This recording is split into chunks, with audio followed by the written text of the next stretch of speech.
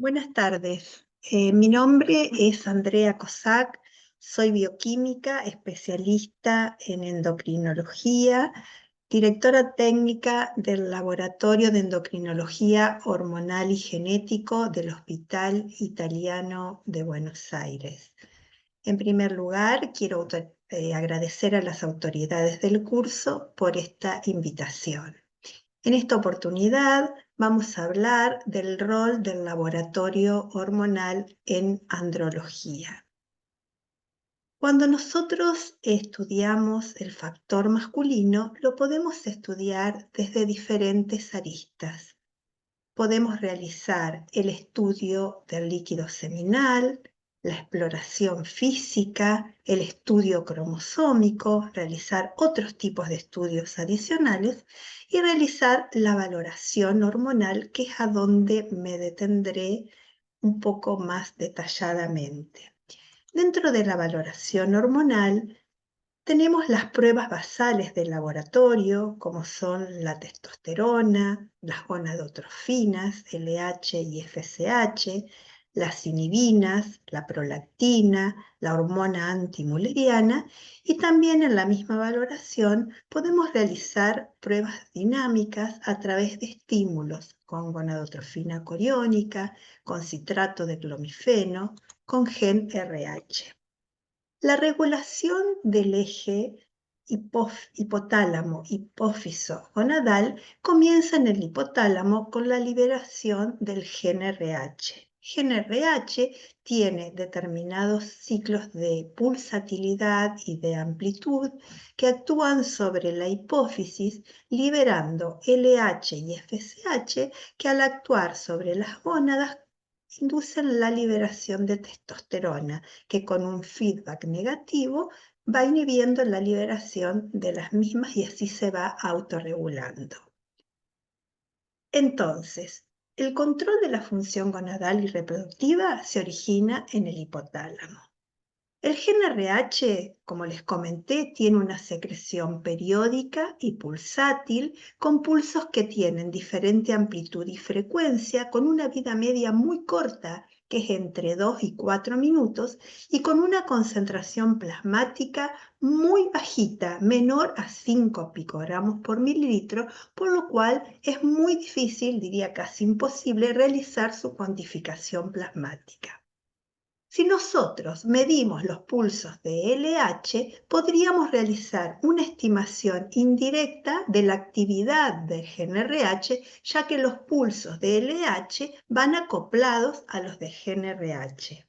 O sea que los niveles de LH y su pulsatilidad pueden usarse como un parámetro sustituto de la secreción de gen RH. ¿Cuáles son las pruebas basales que nosotros realizamos desde el laboratorio para la evaluación de este eje? La hormona principal, la vedette, digamos, es la testosterona sérica. ¿Por qué? Porque es el andrógeno predominante en los varones. Está involucrada en muchos procesos fisiológicos en todo el organismo y en circulación circula unida a albúmina en un 54%, pero con una unión débil. En una unión más fuerte está unida a la proteína transportadora de andrógenos y estrógenos, que es la SHBG o GLAE, está unida en un 44% y circula libremente como testosterona libre en un 2%. Además, las fracciones de testosterona libre y la débilmente unida albúmina conforman lo que se denomina testosterona biodisponible. Entonces, graficando, vemos las distintas fracciones de testosterona. Un 2% que representa la fracción libre, un 54% que es la fracción débilmente unida albúmina, un 44% que es la fracción unida a SHBG, y la testosterona biodisponible, que está representada por la libre más la fracción unida a albúmina, y la testosterona total, que representa el 100% de toda esta testosterona. La testosterona tiene un ritmo circadiano. Y en aquellos hombres que tienen un patrón de sueño tradicional, o sea, el sueño habitual, entre 10 a 6 de la mañana, el pico de testosterona ocurre entre las 3 y las 8 a.m., con un 32 a un 39% de la declinación total diurna en los primeros minutos al despertarse. Los hombres de edad avanzada también experimentan esta caída diurna, pero es una caída más estable en los niveles de testosterona a lo largo del día, mientras que los hombres jóvenes representan mayores variaciones a lo largo del día.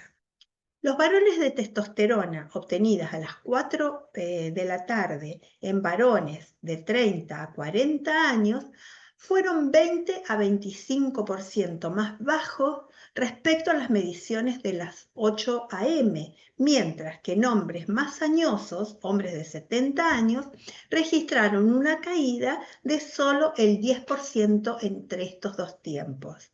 La pregunta acerca de esto surge si es que ese pico no se nota tanto porque ya los hombres añosos parten de valores de testosterona más bajas, o si esto tiene que ver con el propio ritmo de la vejez.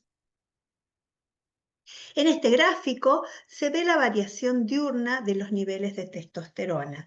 Se ve que en el hombre joven hay una caída mucho más abrupta que en el hombre añoso a lo largo del día, ¿no? Además, los niveles de testosterona disminuyen con la edad. La producción de testosterona en el hombre comienza a disminuir a partir de la cuarta década de vida. Esta disminución ocurre lenta y progresivamente, y este descenso es del 1 al 1,5 por año, es variable entre individuos y se encuentra más pronunciada cuando este sujeto tiene enfermedades crónicas como hipertensión arterial, diabetes, depresión, etc. Este proceso, que es fisiológico, acarreará un hipogonadismo cuando el nivel de testosterona disminuya a niveles inferiores a las de los hombres jóvenes y se encuentre acompañado de síntomas compatibles al déficit de andrógenos. Debido a que no todos los hombres sufrirán hipogonadismo a medida que envejezcan, lo que se sugiere es que, frente a un hombre añoso hipogonádico, siempre se investigue el origen del mismo.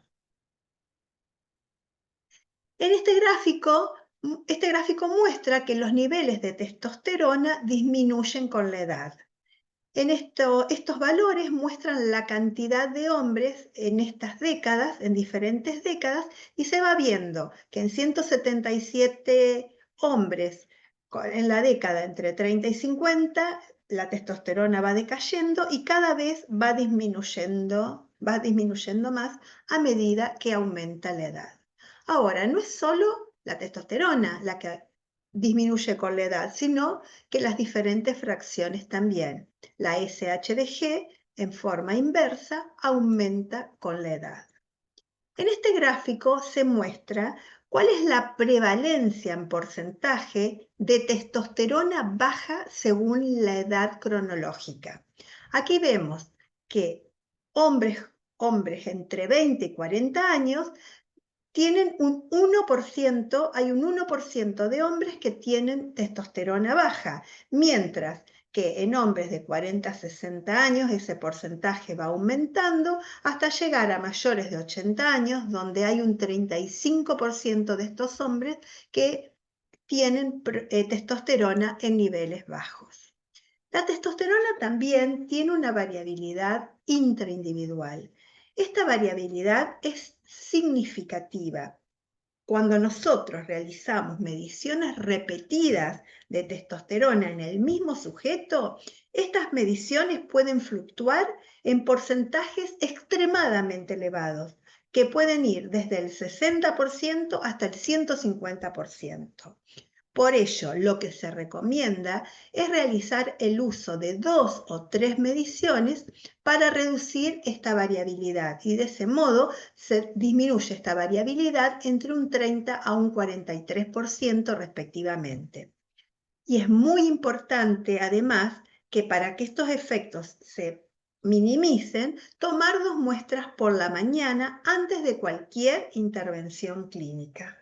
O sea, nosotros no podemos hacer un diagnóstico de un hipogonadismo con una única testosterona baja. Debemos repetir esta muestra y en condiciones ideales.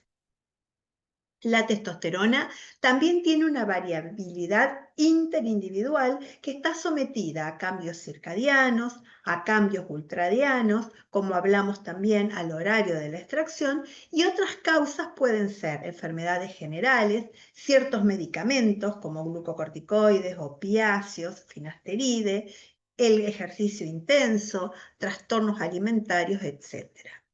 Con respecto a las metodologías de dosaje de testosterona, hay diferentes metodologías en el mercado, pero estas metodologías presentan diferencias en la medición de testosterona, lo cual ha llevado al esfuerzo de entidades de acreditación como el CDC y el Colegio Americano de Patólogos, apuntando a que estas mediciones por diferentes metodologías se armonicen, de modo que si yo mido por un método u otro, no encuentre diferencias significativas entre los mismos.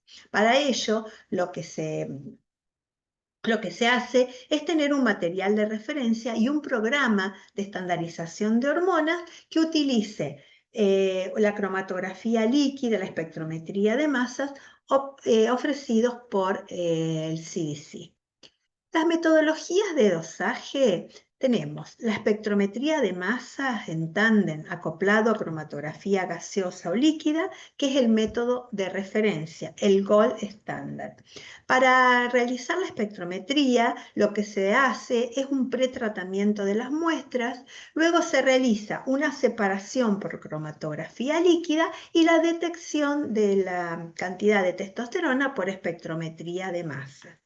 La parte más crítica de todo esto es el pretratamiento, donde se produce una hidrólisis de las muestras, y además este paso es muy prolongado, es el paso más prolongado de todo el proceso analítico. Esta metodología de espectrometría de masas ofrece ventajas y ofrece limitaciones. Dentro de las ventajas es que nosotros podemos medir en forma simultánea no solo la testosterona, sino varios esteroides en la misma alícuota. Además, son muy precisos y sensibles cuando están correctamente validados, o sea, cuando yo estoy usando el estándar que corresponde para cada analito y con una validación de mi metodología. Pero, ¿cuáles son las limitaciones? Presenta un rendimiento limitado. El operador que está realizando la técnica está expuesto a solventes orgánicos, hay un tiempo de procesamiento prolongado que con la agilidad y la aceleración que tenemos ahora para dar resultados a nuestros pacientes no constituye una solución, digamos. Además, es muy laborioso y el equipamiento es de un alto costo. Otras metodologías de dosaje, que son las que se utilizan habitualmente en los laboratorios de rutina, son los inmunoensayos. Estos inmunoensayos pueden ser isotópicos o no isotópicos. Dentro de los isotópicos tenemos los radioinmunoensayos que ya prácticamente no se utilizan en los laboratorios actualmente, emplean radioisótomos como trazador. Actualmente, los laboratorios modernos utilizan métodos no isotópicos que emplean reacciones enzimáticas que producen, ya sea color, los ELISA, luz, la quimioluminiscencia, una diferencia de potencial, la electroquimioluminiscencia, o fluorescencia como el método Delphia. Entonces, nosotros si realizamos la comparación entre las diferentes metodologías disponibles, vemos que el inmunoensayo, ya sea los radioinmunoensayos o los automatizados, miden la testosterona en nanogramos por decilitro, con coeficientes de variaciones intraensayos bastante altas cuando estamos midiendo concentraciones muy bajas, concentraciones menores a 100 nanogramos por mililitro. Pero ¿qué ocurre con estas técnicas? Son rápidas, tienen alto rendimiento, tenemos rangos de referencias disponibles provistos por los proveedores de reactivos. Pero ¿qué es lo que ocurre? Presentan escasa exactitud en niveles bajos de testosterona, no se ha logrado métodos con muy buena sensibilidad, presentan diferentes interferentes como la biotina, anticuerpos heterófilos, factor reumatoideo, etc. Y hay una variabilidad significativa entre las diferentes metodologías. En cuanto a la espectrometría de masas, también miden las mismas unidades en nanogramos por decilitro, tiene un coeficiente de variación baja, es el gold estándar, tiene una excelente sensibilidad y especificidad en concentraciones bajas de testosterona, pero es trabajoso, presenta bajo rendimiento y se necesita alta expertise para realizar esta técnica. Entonces nos preguntamos si son comparables los resultados de testosterona con diferentes metodologías. Se observa una alta variabilidad entre los diferentes ensayos. Fíjense, en este gráfico, donde participaron 10 laboratorios diferentes con diferentes ensayos, se encontraron valores muy diferentes entre los mismos, que fueron desde dar un diagnóstico de hipogonadismo hasta dar valores dentro del rango de referencia. ¿Qué pasa con los rangos de referencia de la testosterona? Es muy importante para cualquier metodología que nosotros estamos, para cualquier determinación que nosotros estamos dosando en el laboratorio y en cualquier metodología, tener rangos de referencia bien establecidos para de ese modo identificar si un analito será normal o patológico. Con respecto al dosaje de testosterona, los retos metodológicos, tal como vine mencionándole, son muy importantes, por lo cual hay una importante variabilidad en los rangos de referencia entre las diferentes metodologías. Por ejemplo, un valor de testosterona de 250 nanogramos por decilitro puede ser considerado como bajo para una metodología, pero puede estar incluida dentro del rango de referencia para determinada metodología del laboratorio. Y esta situación ocurre frecuentemente si en el rango de referencia, en vez de tomar la media más o menos 2 desvíos, se utilizan los percentilos 2,5 y 97,5 para la población que se ha muestreado. Además, establecer los umbrales de testosterona total para hacer un diagnóstico de deficiencia de testosterona es todo un reto porque hay mucha heterogeneidad en la literatura. Además, hay gran variabilidad en los estudios con respecto a qué forma de testosterona se ha medido. O sea, si se ha medido testosterona total, si se ha medido testosterona libre en las pruebas utilizadas, también en el horario de obtención de la muestra y en el número de mediciones que se han realizado. Las mediciones más fidedignas de los niveles de testosterona se obtienen en las primeras horas de la mañana y cuando se realizan en más de una ocasión, lo cual en los reportes bibliográficos no es uniforme para poder establecer umbrales de hipogonadismo y rangos de referencia únicos.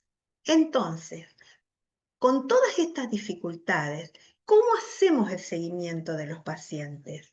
Para hacer el seguimiento de los pacientes, se recomienda que los médicos utilicen el mismo laboratorio con el mismo método e instrumento para tener una medición seriada de los niveles de testosterona total y, de ser posible, emplear la cromatografía acoplada a espectrometría de masas para maximizar la exactitud, limitar los coeficientes de variación entre las pruebas, sobre todo cuando estamos trabajando, cuando estamos evaluando valores muy bajos.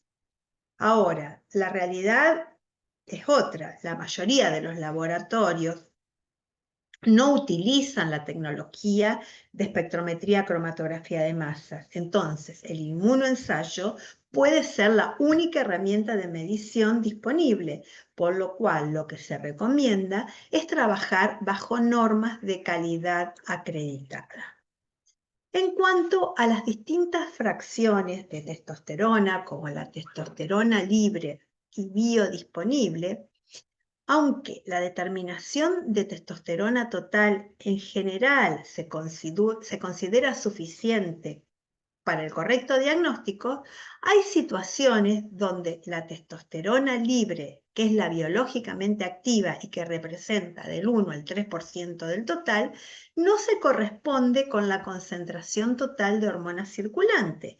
¿Y esto cuándo ocurre? Ocurre cuando, por ejemplo, hay modificaciones de la proteína transportadora de la SHBG, o hay modificaciones de la albúmina, que se acuerdan que transportaba el otro 50 y pico por ciento de la testosterona, y esto es relevante en varones con valores de testosterona total en valores límites o moderadamente bajos. Entonces, en estos casos, hay algunos autores que consideran que la determinación de testosterona libre por equilibrio de diálisis debería ser el método de referencia para evaluar esta situación homeostática. La determinación de testosterona biodisponible, que es la testosterona libre más la testosterona unida débilmente a albúmina, puede realizarse también por un procedimiento directo por precipitación con sulfato de amonio y también es considerada muy fiable, pero este es un método poco usado por su complejidad ante otras alternativas igualmente útiles como se usan frecuentemente en los laboratorios, como es el cálculo a través de la fórmula de Bernoulli. La testosterona libre también se puede dosar por radioinmunoensayo. Hay métodos disponibles para su dosaje, pero los valores obtenidos son significativamente más bajos e imprecisos que con los métodos de referencia. También se puede calcular el índice de testosterona libre según la fórmula testosterona total, expresada en nanomol por litro, sobre SHBG, también expresada en las mismas unidades por 100. Esta es una fracción que no representa magnitud, ya porque en el numerador y en el denominador tenemos las mismas unidades y resulta poco útil en los hipogonadismos. Testosterona libre y testosterona biodisponible pueden calcularse por la ley de acción de masas en equilibrio o mediante regresión lineal múltiple, tomando concentraciones reales de SHBG y las distintas fracciones de testosterona. Esta es una alternativa que es defendida por varios grupos de expertos para la evaluación del estado androgénico en varones adultos. En cuanto a la metodología de la SHBG o la proteína transportadora o GLAE, no hay un método de referencia. Sí existen diferentes métodos automatizados en el mercado para su dosaje: quimioluminiscencia, electroquimioluminiscencia, y sus valores están afectados por diferentes condiciones clínicas. La metodología, el inmunoensayo puede ser un radioinmunoensayo también o automatizados, las unidades que se expresan en nanomol por litro que presentan un coeficiente de variación intraensayo del 6,7% y un coeficiente de variación interensayo del 8,2%. Cuando lo hacemos por métodos automatizados, esta metodología es rápida, presenta un alto rendimiento, pero hay que considerar que puede haber factores interferentes, como anticuerpos heterófilos, biotina, factor reumatoideo, etc. En cuanto al transporte de la testosterona en suero por SHBG, la testosterona total se verá afectada por aquellas condiciones que afecten la concentración de SHBG.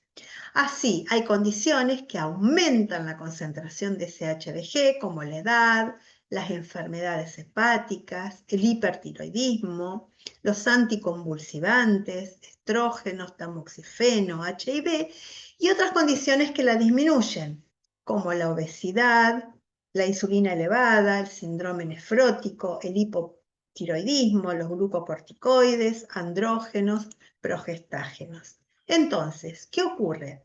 En un hombre joven tenemos estas fracciones, la unida SHBG, la biodisponible. En el obeso disminuye la SHBG, por lo cual la testosterona total estará disminuida, y en el hombre mayor, en el hombre añoso, por aumento de la SHBG, podremos encontrar falsamente una testosterona total alta a expensas del aumento de la SHBG.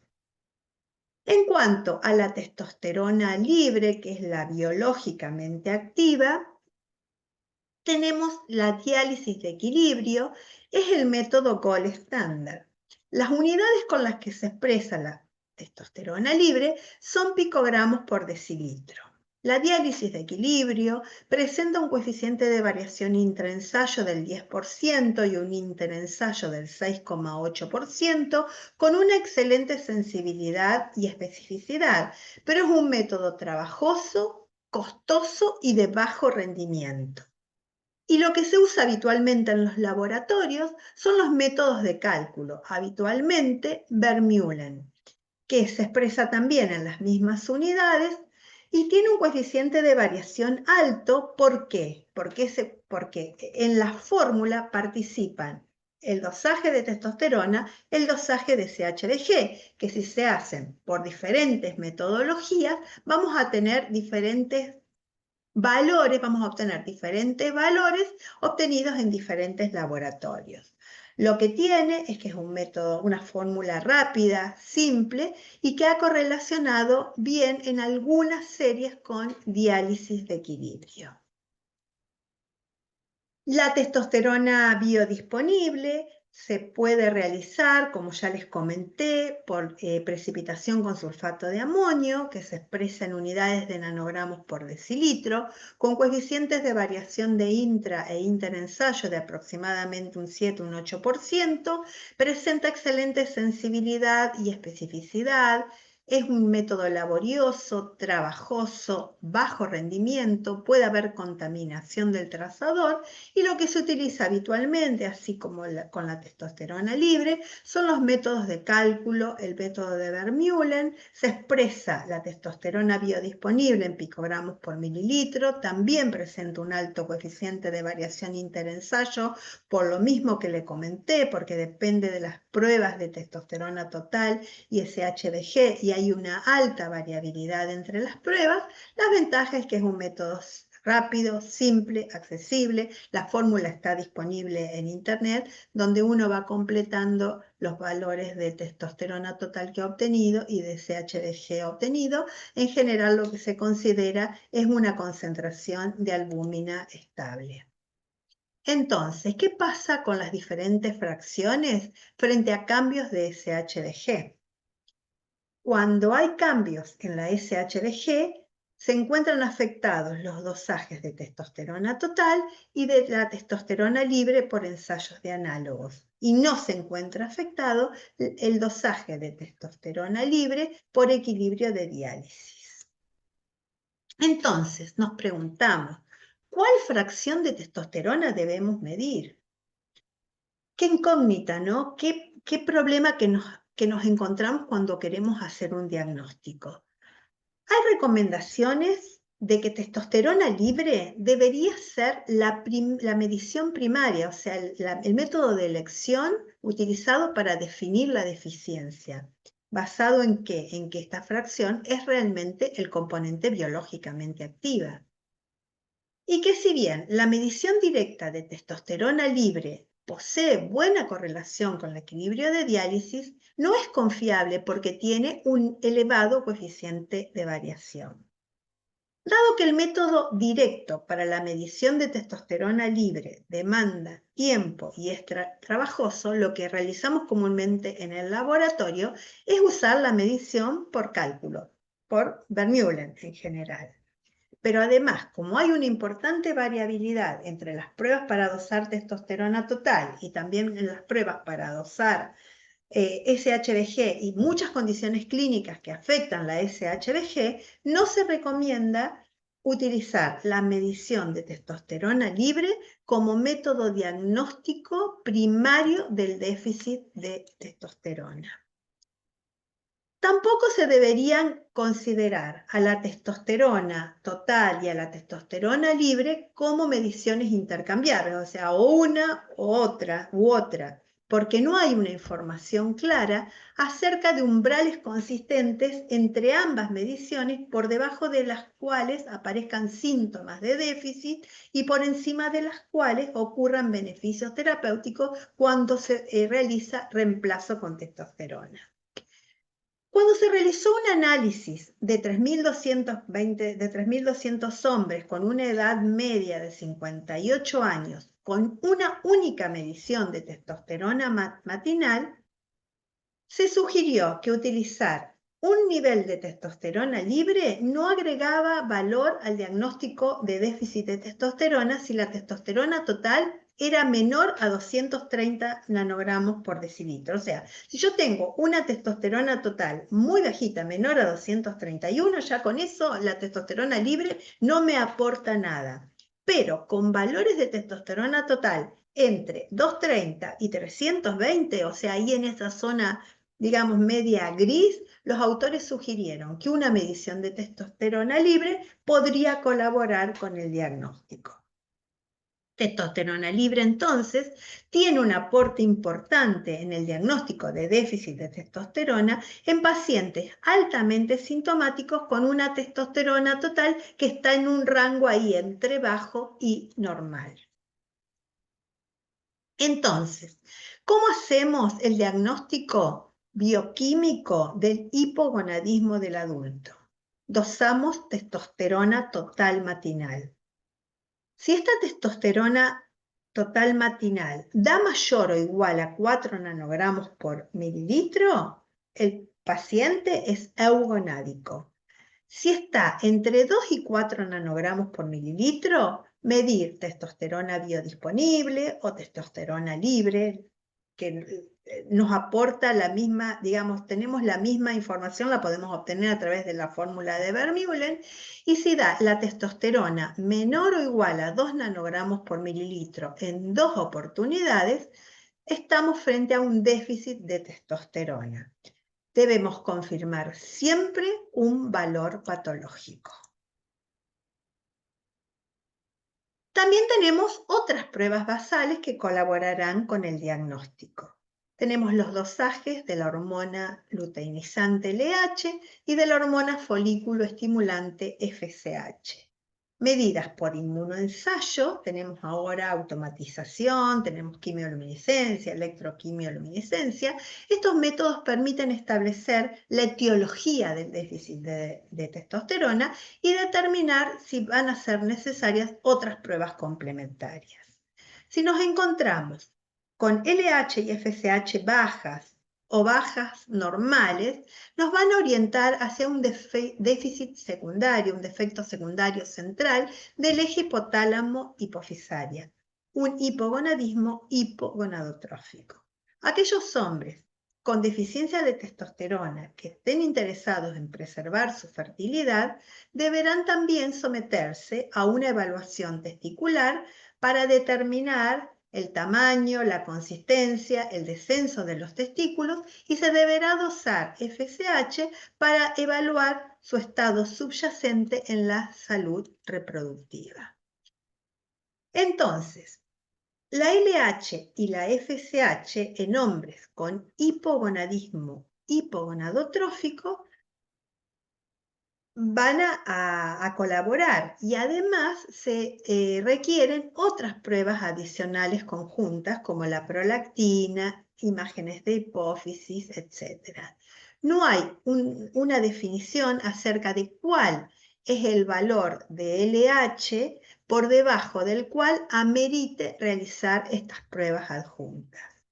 Hay situaciones que van a producir esta disminución del LH como situaciones patológicas o situaciones funcionales. Dentro de las patológicas tenemos el síndrome de Kallmann, la hemocromatosis, la hiperprolactinemia, el hipopituitarismo provocado por infiltración, destrucción o tumor, y otras funcionales como drogas activas en el sistema nervioso central, como los opiáceos, glucocorticoides, enfermedades agudas y crónicas, un adelgazamiento por deficiencia nutricional, etc.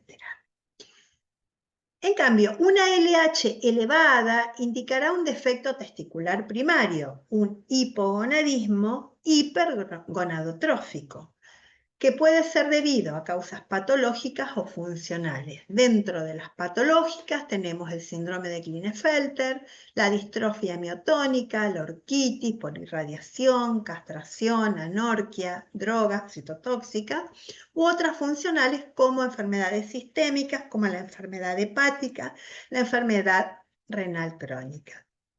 Otras pruebas basales son el dosaje de prolactina.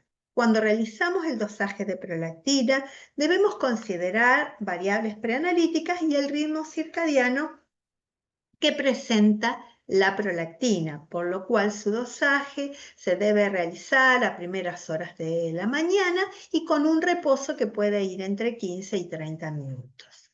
Las metodologías disponibles son los inmunoensayos y tenemos que considerar que concentraciones suprafisiológicas de prolactina inhiben la liberación de LH y FSH, por lo cual producen disminución en la producción de testosterona, una involución testicular y por ende una disfunción eréctil. Otras pruebas basales que se pueden adicionar son el dosaje de estradiol. El dosaje de estradiol es útil en aquellos pacientes con deficiencia de testosterona que presenten alguna sintomatología en las mamas o que presenten ginecomastia previo al inicio de la terapia de reemplazo con testosterona. Además, dada la conversión enzimática de testosterona a estradiol por acción de la aromatasa, no es inusual que mientras los pacientes se encuentran recibiendo una terapia de reemplazo con testosterona, se disparen estos niveles de estradiol. Aquellos valores de estradiol mayores a 40 picogramos por mililitro en el hombre deben tener una evaluación clínica también. Otras pruebas basales son las inhibinas. Las inhibinas son glicoproteínas formadas por dos subunidades, alfa y beta, unidas por puentes de sulfuro. En la etapa pediátrica, las inhibinas varían con la edad y con el desarrollo puberal.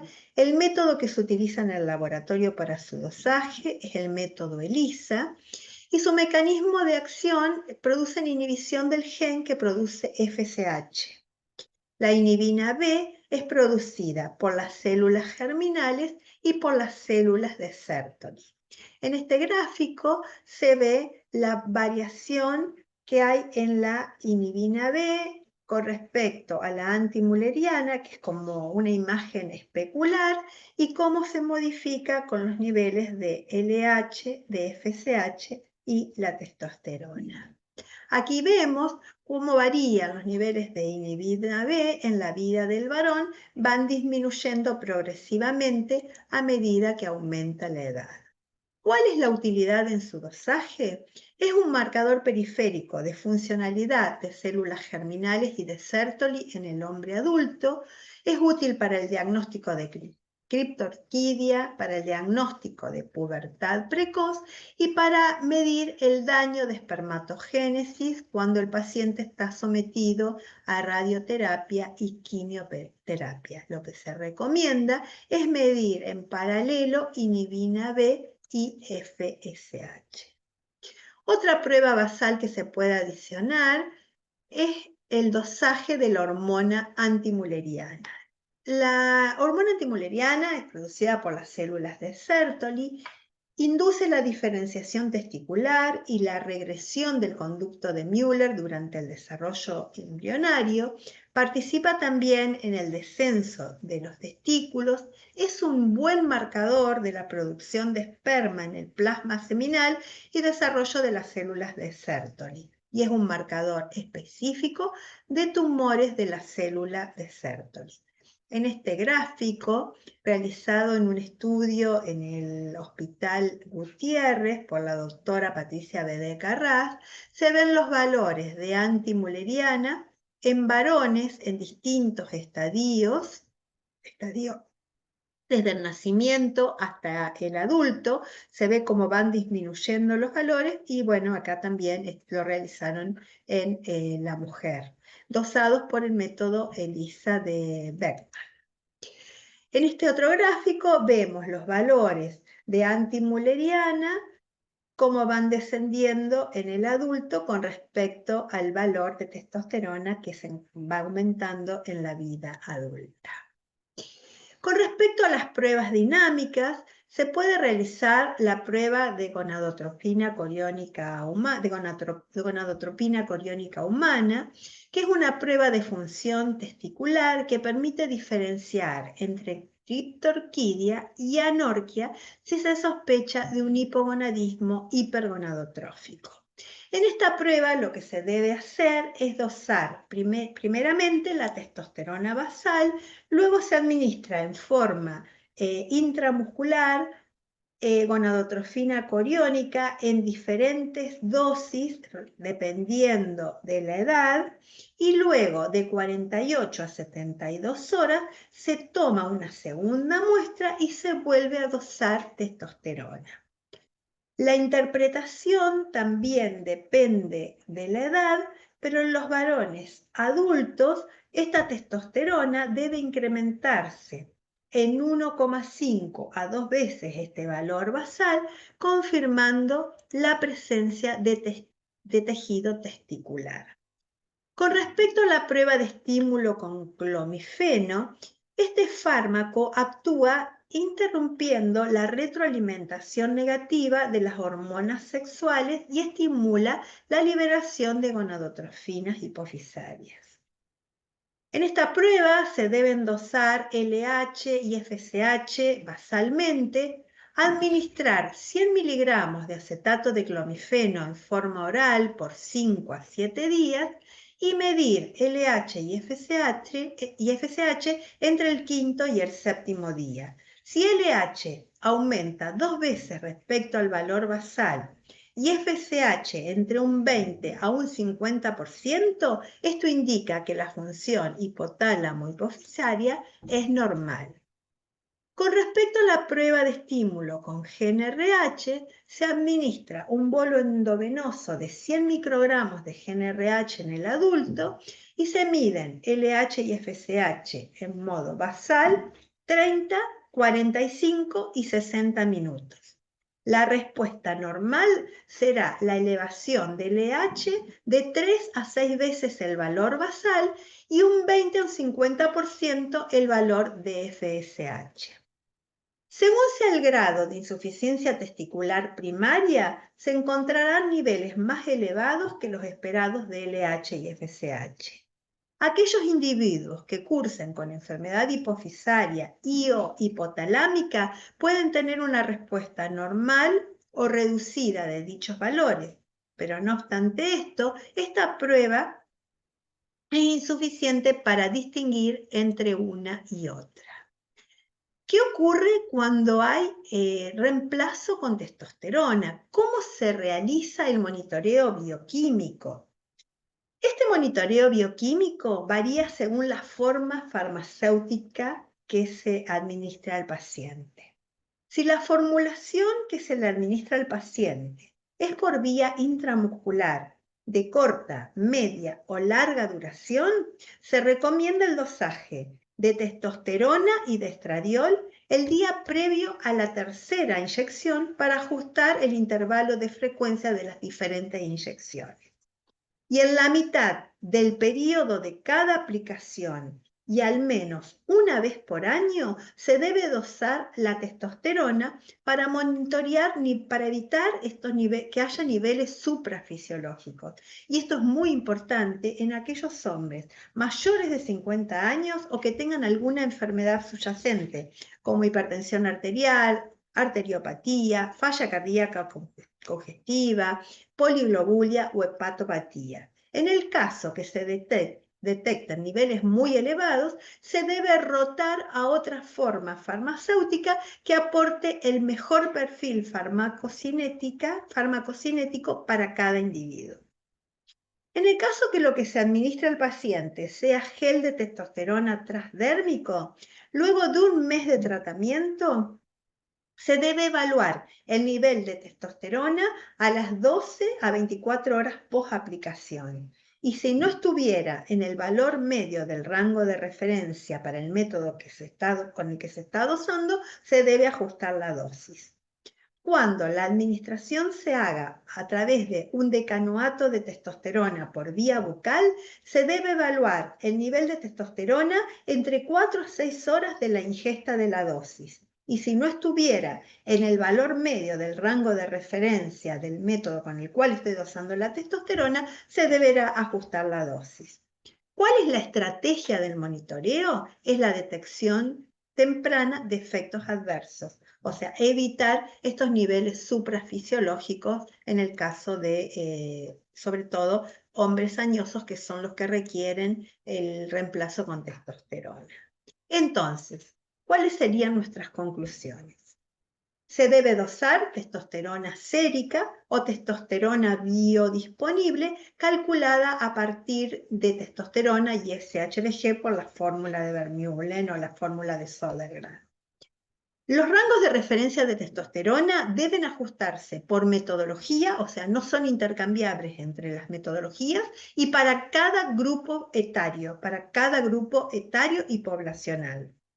Los métodos comerciales para dosar testosterona libre no son de utilidad clínica. El método de referencia es el método de equilibrio de diálisis. Si se realiza el diagnóstico mediante el dosaje de testosterona total, debemos considerar circunstancias fisiológicas o patológicas que puedan modificar sus proteínas transportadoras. Además, un solo valor de testosterona no hace diagnóstico. Debemos corroborar estos resultados de testosterona con una segunda determinación y siempre considerar el dosaje matinal. Una vez que tengamos el diagnóstico de hipogonadismo confirmado, se deben realizar estudios complementarios que la clínica sugiera, dosajes de otras hormonas basales, LH, FSH, prolactina, el cariotipo, resonancia magnética, evaluación del eje hipotálamo, hipófiso, adrenal y tiroideo, pruebas funcionales, densitometría ósea, etc.